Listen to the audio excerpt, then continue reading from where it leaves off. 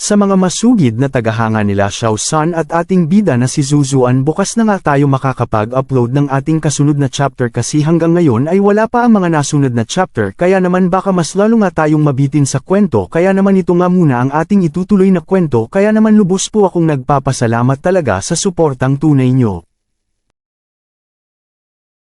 Sa nakaraan nga nating video pinakita na nga ang tagpo dito na paano ang puspusan na pagtra-training ng ating young lord sa darating niyang duel, pero hirap na hirap Perrin and Gato dahil sobrang hirap ang ginagawa ni Burrows sa kanyang pagtra-training. Pinakita rin sa nakaraang nating video na meron pa palang nakahandang sekretong move si Burrows na pwedeng ay turo sa ating young lord para kahit papaano daw makakasabay ito kay Randolph. Dagdag pa nga ni Burrows sa nakaraan, kahit sa isang araw daw kayang-kayang ensayuhin ng ating bida ang isang makapangyarihan na technique na lubos makakatulong sa ating young lord para makasabay sa kanyang katunggali. At sa nakaraang pa nga nating video pinakita na din nga dito na dumating na nga ang araw na pinakahihintay ng lahat na duel na kung kanino ba mapupunta ang isang malaking pagkukuhanan ng yaman sa istorya. Sa pagpapatuloy nga ng ating kwento, makikita na nga natin na unti-unti nang napupuno ng maraming tao ang pagdarausan ng duel ng ating young lord, at mapapansin pa nga natin sa eksena na ito na marami nang nagsisigawan na excited na nga sila at di na talaga sila makapakaling makita kung sino ang mananalo sa dalawa. Sa sobrang gulo na nga ng pinagdarausan ng gaganaping duel at sobrang may ingay na nga ang mga taong dumating sa venue, bigla naman may malakas na hampas ng kung anong bagay upang itigil ang nangyayaring ingay. At pinakita na nga ang isang individual na hampa ng kanyang dalang-dalang sibat para mapatigil ang ingay at maaytuon sa kanya ang lahat para makinig sa kanya ang mga taong nagpunta sa pagdarausan ng laban. Ika pa nga ng individual na manahimik kayo at makinig sa akin, mula sa pagsisimula ang presence of the allium ay nasatin, tinutukoy nga niya dito ang isang paniniwalang sekta nila. Dagdag pa ng individual, tutal nandito na ang lahat, lalo na ang both powerhouses na gustong mapasak nila ang minahan ng coppers at ang makakapag-segeradong masesecure ang kapangyarihan na sino ang makakakuha nito ay daraan sa isang labanan na wala ng iba para malaman kanino ito mapupunta. Patuloy pang ang sinasabi ng individual na, kaya naman ngayong araw nato may uuwing bigo at uuwing masaya. At napunta na nga sa eksena na tinawag na nga ang mga partesante sa gaganaping duel. Inuna na ngang tawagin ng ating young lord. Ika nga nang nagsasalita sa venue, humakbang ka na ng pasulong Karnak ang represante ng pamilyang Jestard at humarap sa ating goddess. At makikita na nga natin ang ating young lord na tila handang-handa na ito at naka-full gear na nga siya. Napapansin na nga natin na lubos na umaapaw ang kanyang confidence sa mga oras nato. Pagtapos na ngang tawagin ng ating young lord, sunod naman tinawag si Randolph para masimulan na ang kanilang paghaharap. Ngunit mapapansin nga natin wala nga itong ibang kasuutan di gaya nung una siyang nakipaglaban at meron lang itong dalang malaking sandatang kahoy, na lubos ngang minamaliit ang ating young lord sa darating nilang laban. Nagsalita na nga ang isang individual. Randolph, ang representante ng Deventor family, humarap ka na din sa ating goddess. At duwamako na nga ang dalawa sa harapan ng magpapacilitate ng laban at pinaliwanag ang magaganap na laban. According sa rules, ang handicaps at mga equipments ay pwedeng gamitin pero depende ito sa kakayahan ng fighter.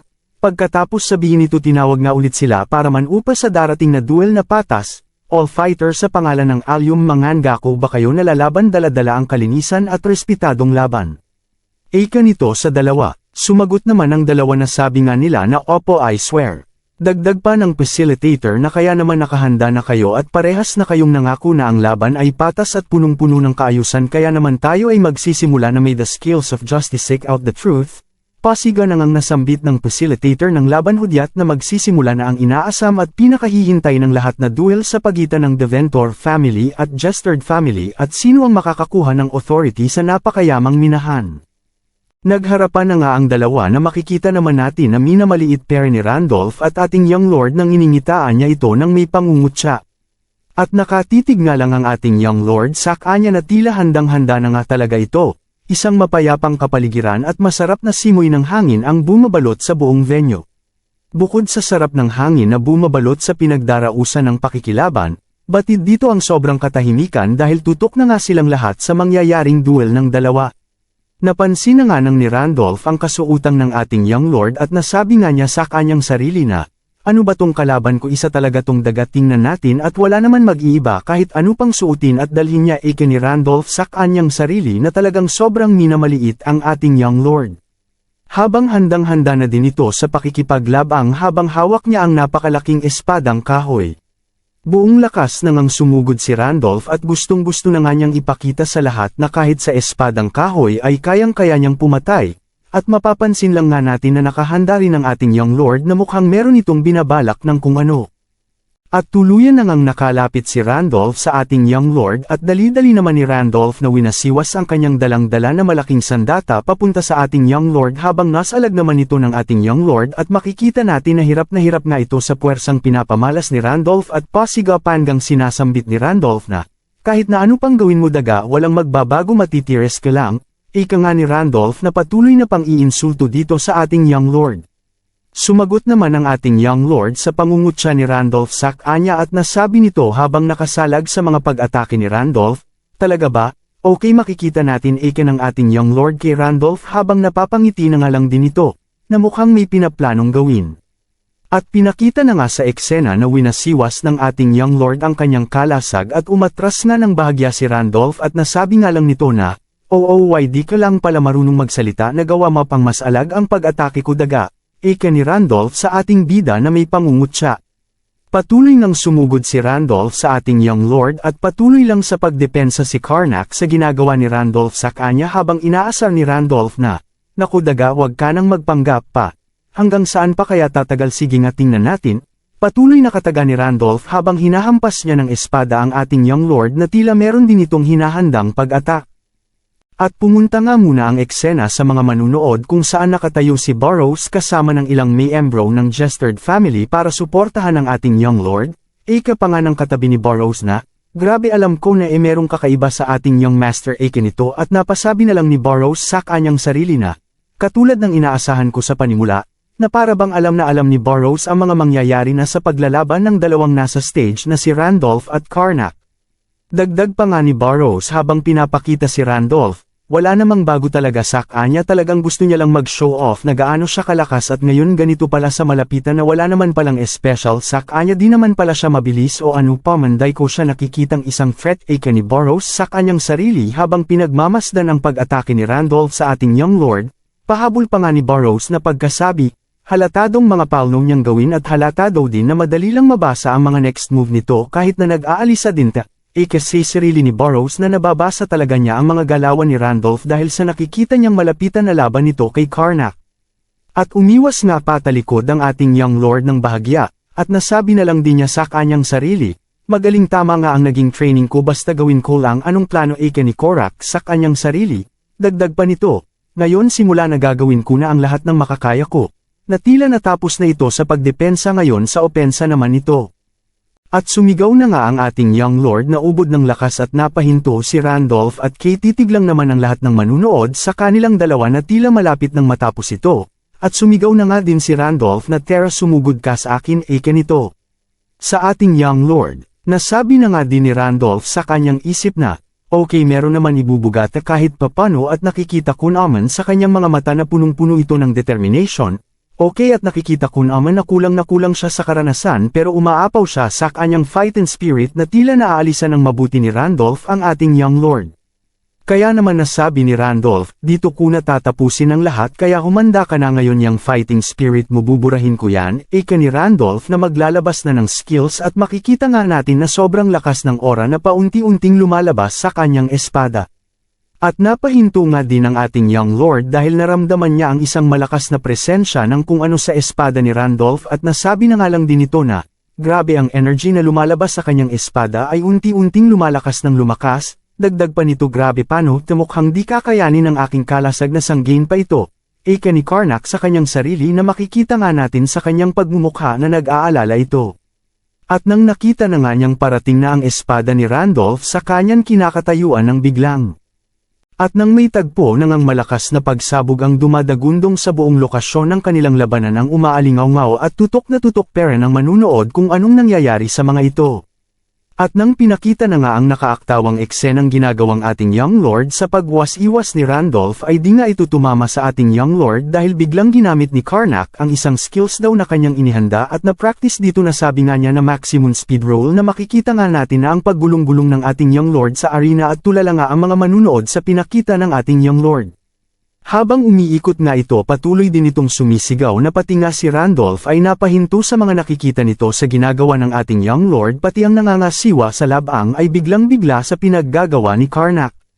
At natapos na nga ang paggulong-gulong ng ating young lord sa ginawang atake ni Randolph sa kanya at nagsigawan nga ang lahat ng manunood sa gulat nila sa mga napapanood nila sa ginagawa ng ating young lord.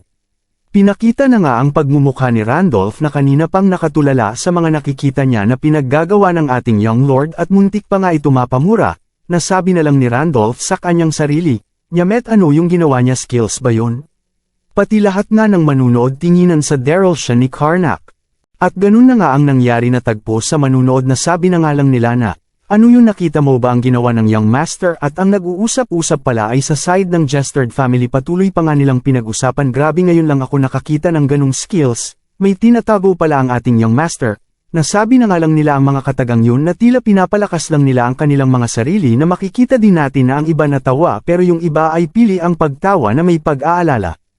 Pati nga ang mga Grand Priest na nangangasiwa ng labanan ay mutek ng mapamura sa nakita nila at ang isa naman ay nagsalita na sabi, "Dip ako nakakakita ng ganong kasanayan dati ngayon pa lang."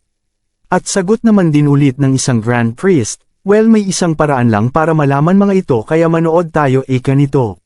Bigla namang tayo ang ating young lord, at binalibag ang kanyang kalasag at sabi, "Daiko na kailangan itong shield nato ngayon." At takang-taka nga si Randolph sa pinapakita ng kanyang katunggali na si Karnak na ating young lord. Bigla naman nagsalita na ang ating young lord na may nakakatawang expression ang pinapakita nito sa kanyang pagmumukha at nasabi nga nito, "Napakabagal mo pala. Kala ako pagong ka para ka lang isang baboy na may kunting muscle." Insulto ng ating young lord kay Randolph.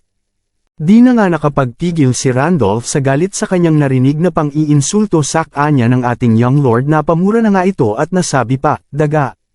Ukit humanda ka." Tatadteran kita ng pinong-pino ukit. Patuloy ngang pinagmura ni Randolph ang ating young lord sa sobrang galit nito. At patuloy pang ang pag-aasar ng ating young lord kay Randolph na, "O galit na si Piggy, sige nga anong gagawin mo sakin muscle pig?" Eka ni Karnak sa galit na ngang si Randolph. At bigla naman napakagat na lang si Randolph at nasabi niya, "Pwes kung yang ang wish mo ibibigay ko na ang maagang kamatayan mo." Ukit galit na pagkasabi ni Randolph sa ating young lord.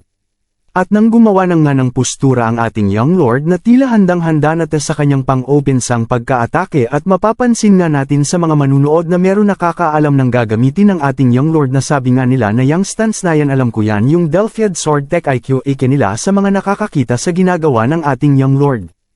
At manghang-mangha nga ang mga manunood sa mga nakikita nila sa ating young lord at eka pa ng mga ito na yung ginagawa ng ating young master ay yung stance ng isang Mastiel King, Martial King na yun ay si King Levin. At napasigaw din ng isang manunood na di ba isa yon sa mga 4 Martial Kings eka ng mga ito na patuloy ng umaalingaw sa mga manunood ang usap-usapan na ginagawa ng ating young lord. At nagpunta pa nga ulit sa ibang manunood at nasabi nila talaga ba tiyak na mananalo na ang ating young master eka ng mga iilan na proud sa ating young lord at chini-cheer pa nga nila ito.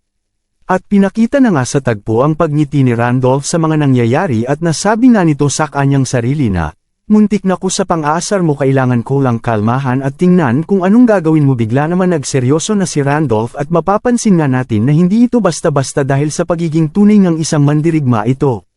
Na di rin ito nagpapaapekto sa mga ingay ng nag-cheer sa ating young lord. At nasabi pa nga ni Randolph habang pinapakita ang ating young lord na, ang sword techniques ng mga martial kings ay magagawa lang ng iilang mga geniuses na may malaking experience na sa pakikidigma at malayo ka pa sa paggamit nito ng maayos. Bata eka ni Randolph sa ating young lord na di na daga ang tawag nito kundi bata na. At natutuwa ngang nakikita ni Randolph ang mga eksenang ito at nasabi pa nga nito, "Bata, the Martial King's technique na inaral mo anuman yan, hinahangaan ko ang effort mo eka nito sa ating young lord." Nasabi pa nga ni Randolph sa ating young lord na, "Sige bata, ipakita mo yung tinatwagong lakas mo. Maghihintay ako sa gagawin mo, bagong lord ng Jestard family." Sigaw nga ni Randolph sa ating young lord. At nasabi pa nga nito, "Sugod at tingnan natin sino ang matatalo. Pero kahit kailan damaw ko matatalo eka nito." At gulat nga ating young lord sa mga sinasabi ni Randolph at bigla naman na-intimidate na ito na sinasabi niya sa kanyang sarili na, "Ano ba yan, kala ko matatakot na siya pero parang ako pa yung matatakot, kulang pa ba tong gagawin ko para matalo siya eka nito sa kayang isip." At napunta na nga ang tagpo sa eksenang nung mga oras na nag-uusap si Burrows at Korak sa magiging training nito upang magamit ang isang espesyal na attack ng Martial King at natanong na lang ng ating young lord kay Burrows na, talaga bang makukuha ko agad ito kahit isang araw lang, di ba sobrang kadali naman ito kung ganun lang, ika ng ating young lord at sumagot naman so Burrows na ang kailangan mong gawin young master ay tigas mo ang nakopyahin ang makikita mo. Ano day ko maintindihan gano'n na lang ba yon ika ng ating young lord? Dagdag pa ni Burrows, hindi nyo na po kailangan ng sandata kapag napakita nyo sa iba na may enough na skill na mapapakita sa kanila. At may isip nila na lubusan kang ang nag-training, dagdag ulit nito ang totoong plano po natin ay makita nilang totoo ang lahat ng mapapakita mo. Ito pala ang sinasabi ni Burrows sa ating young lord na kailangan niya lang mag-show off at paniwalaan ang lahat na lubusan nga itong nag-iba. Pumunta na nga sa kasalukuyan ang eksena at makikita natin na lubos na nabubugbog ni Randolph ng ganun na lang kadali at nasasabi nga ng ating young lord sa kanyang isip na, ito pa rin ba ang isa mong plano na mag-convoy lang akong nabubugbog pagkatapos kong mag-show off sa kanila? At makikita na natin na kahit saan ang gulo ay pinapatamaan ng espada ni Randolph ang kowang si Karnak sa iba't ibang parte ng kanyang katawan.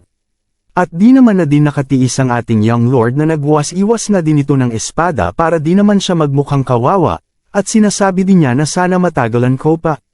Makikita nga natin na patuloy na hinahampas siya ng espada ni Randolph at maiyak-iyak pero patuloy pa rin ito sa pagmamok kay Randolph na ito lang ba ang makakaya mo kahit kailan di mo ko mapapatay at matatalo ng ganito, di nga masakit ang ginagawa mo pero alam naman natin na sakit at takot na ang ating young lord. At nasasabi din ni Randolph na, ano ba tong pinagsasabi ng idiot na to at completely talo na siya pero ano pa ba ang pinagsasabi nito? Pero patuloy nga sa pag-iinis si young lord, ang espada ng Jestard family ay kahit kailangan hindi matatalo. Pinakita na nga ang tagpo sa mga iba pang miyembro ng Jestard family na lubusang nag-aalala sa mga nakikita nila sa ating young lord at nasasabi nga nila na young master tigil na po di na po namin natatagalan ang mga nakikita namin ika ng mga ito sa mga napapanood nila. Dagdag pa nga ng ibang miyembro ng Jestard family na grabe pinapahirapan na siya ni Sir Randolph pero di pa rin siya sumusuko at pinapakita talaga niya na karapat dapat siyang maging bagong lord ng Jestard family ika ng mga ibang miyembro ng Jestard family na nanunood at nag-iiyakan na nga sila habang sinasabing wala ka bang awa Sir Randolph sa aming young master ika nila pero patuloy pa rin sa pagmamok ang ating young lord kay Randolph na yan lang ba ang magagawa mo Sir Randolph duwag ka ba ika nito? Kulang na lang sabihin niyang kupal ka ba? At pumunta na nga sa eksena kay Burrows na nasasabi din niya sa kanyang sarili na good gaya ng nasa palno basta wag lang siyang matamaan ng solid AK nito at nasabi pa niya, magtatagumpay kami. Kaya lahat ng mga effort namin magiging worth it AK ni Burrows sa kanyang sarili na mababatid natin na tiwalang-tiwala sa kanilang pinaplano ng ating young lord. Patuloy nga sa pagmamok pera ng ating young lord sa kalaban nito na nasasabi pa rin niya na sugod ka na night bastard pagod ka na ba AK nito. At makikita nga natin na naiinis na si Randolph sa mga pinaggagawa nito at nagsabi na din sa kanyang isip na sobrang naiirita na ko ng sobra dito sa idiot na to. At pinakita na nga sa tagpo na taang pagmumukha ng ating young lord na hirap pa nga pero patuloy pa rin niyang minamok si Randolph at nasabi nga ni Randolph muli sa kanya na tinjini mo kakayanin mo pa talaga sa itsura mo mukhang isang hingahan kan alang pero ano-ano pa pinagsasabi mo ika ni Randolph kay Karnak. At nasabi na nga ni Randolph na tatapusin ko na ang lahat kaya humanda ka na. Dali-dali naman tong sumugod nagdash ng napakabilis at talagang tatapusin na niya ang laban. Pinakita na nga din si Burrows dito na tuwang-tuwa dahil ang pinaplano nila ay tuluyan na ngang mangyayari, base sa pagmumukha ni Burrows na abang na nga. At sumigaw na nga si Burrows sa likuran ni Karnak at sinasabi na nga ni Burrows na young master humanda ka na alam mo na ang gagawin mo at biglang lingon nga ito sa direction ni Burrows na sabi na nga niya it's time, ito na ba ang oras kaya naman sa ginagawa ni Burrows ay natanto talaga niya na oras na nga para ipakita ang inihanda nilang plano ni Burrows kay Randolph. At bigla naman muli na bumalik sa eksena na kung saan nila pinag-uusapan ang kanilang plano sa magaganap ng duel at nasabi pa nga ni Burrows muli sa ating young lord na kahit na hindi mo magaya ng maayos ang moves na ay taturo ko sayo pero makikita naman ang karamihan after mo itong magawa ng maayos, at ipapakita ko na nga ano ang dapat mong gawin at kopyahin para matupad ang ating binabalak, ito pala ang nangyari sa pag-training ng ating young lord sa paggabay ni Burrows sa kanya. At nakikita na nga natin na pasugad na nga si Randolph sa kanyang direction na handang-handa na nga na i-perform ang kanilang plano ni Burrows. Sakto nga ang sinabi ni Burroughs sa kanya na titirahin ni Randolph ang kanyang mga paa at ang ginawa nga ng itang young lord ay tinusok niya ang espada niya sa lokasayon ng kanyang mga paa at tuluyan na nga na nagtagpo ang kanilang espada at makikita din natin na napapa-amaze na din ulit ang mga manunood dito gulat na nga si Randolph sa mga nangyayari na sabi pa nga niya itong idiot na totoo bang nasalag niya ang aking pagka-atake at nagpapanggap nga lang talga ito kanina pa. At labis nga itong nabigla talaga at di pera nito mapakaniwala sa mga pangyayari. At wala na ngang inaksayang oras ang ating young lord kaya naman ginawa na niya kung ano ang kanilang pinaplano at i-perform ang kanilang natatagong technique. Saktong-sakto naman ang mga moves na pinapakita ng ating young lord at biglang-bigla ayon si Randolph sa mga nakikita nita at siya naman ang nagdidepensa sa mga atake ng ating young lord. At nang pagka-atake ng ating young lord kay Randolph bigla naman ito nag-switch ng grip sa kanyang espada na ito na yung kanina lang sekretong pamamaraan upang manalo. At pinakawalan na nga ng ating young lord ang isang pagka-atake at sakto naman ang pagwas-iwas nito dahil direct hit ang nagawa niya kay Randolph. At sinabi na nga din niya ang technique na yun ay double uppercut sword technique. At nang makikita natin na may dugo sa lapag na Ayla natapos na ang duel ng dalawa at mababalat ng katahimikan ng arena kung saan sila nakikipaglaban. At pinakita na nga ang tagpo na pagod na nga ang ating young lord at titig na titig siya sa lokasayon ni Randolph na kung nagtagumpay nga ba siya sa kanilang plano. At may malakas ng pagtawa na umaalulong sa buong arena at nakatingin lang ang lahat sa isang individual na pananggagalingan ng malakas na pagtawa nito. At ang malakas na tawa pala na yun ay nanggagaling kay Randolph at mapapansin nga natin na ang ginawang sword style ay daplis lang ang babaw ng resulta sa kanyang katawan at nagsalita na rin ito na, nakakatawa ka naman ng sobra ito ba yung sinasabi mong pag-aka-atake na tila nakakakiliti lang aka ni Randolph sa ating young master na nakaramdam nga ito ng pag-kitikot habang nakatulala na lang sa pagmumukha ni Randolph. Abangan nga natin sa susunod na kwento kung paano malalagpasan ng ating young lord ang ginawa niyang pagka-atake kay Randolph ngunit. Kahit na nataman na niya si Randolph ng direct hit napakaliit naman ang damage ang nagawa ng ating young lord sa katawan ni Randolph. Kaya naman sobrang kabado na ang ating young lord sa mga nakikita nito. Paano naman siya tatakas sa senaryong ito? At aabangan pa nga natin sa susunod na kwento bakit tuwang-tuwa ang ating young lord kahit na napakaliit ang ginawa niyang damage kay Randolph kaya naman, patuloy tayong sumubaybay sa mga darating pang mga pangyayari sa kwento at hindi tayo makamiss, pwede bang palambing naman ang like at subscribe salamat sa suportang tunay.